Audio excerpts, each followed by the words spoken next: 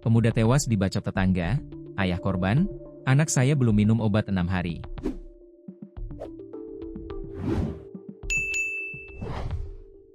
Pemuda di Palembang tewas dibunuh tetangganya. Korban bernama Jaka Samora, 34, tewas dibacok Romli, 53. Peristiwa terjadi di Lorong Jaya Laksana Kelurahan 34 Ulu Kecamatan Seberang Ulu, Su, I Palembang pada Minggu, 28 September 2025.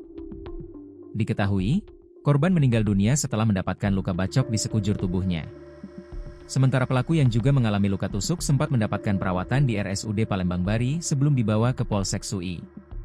Orang tua korban, Aswani ketika ditemui mengaku tak mengetahui pasti masalah yang menyebabkan terjadinya peristiwa berdarah yang membuat putranya meninggal dunia. Namun 2 hari yang lalu ada peristiwa perkelahian yang melibatkan adik sepupu korban yang mengakibatkan mengalami luka dan diobati oleh pihak keluarga yang melakukan aksi tersebut. Waktu itu ada yang memberitahukan kalau anak saya terlibat perkelahian, tapi setelah saya turun dari mobil saat itu sudah melihat anak saya dibawa menggunakan gerobak, ungkapnya. Lanjutnya, dari informasi yang didapatkan kalau anaknya dianiaya di depan rumah dengan menggunakan sajam. Untuk bagian lukanya sendiri saya kurang tahu secara persis, ujarnya. Ia mengakui, jika korban diketahui mempunyai penyakit kejiwaan dan juga memiliki kartu merah.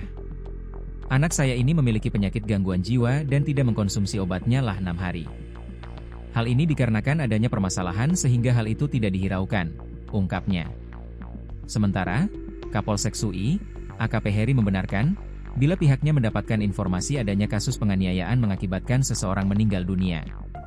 Penganiayaan yang mengakibatkan korban meninggal dunia ini bermotif adanya permasalahan antar anak, antara pelaku dan korban ini merupakan tetangga, bebernya. Sedangkan untuk jumlah pelaku saat ini masih dalam penyelidikan tapi untuk sekarang ini baru seorang pelaku diamankan dalam kondisi terluka.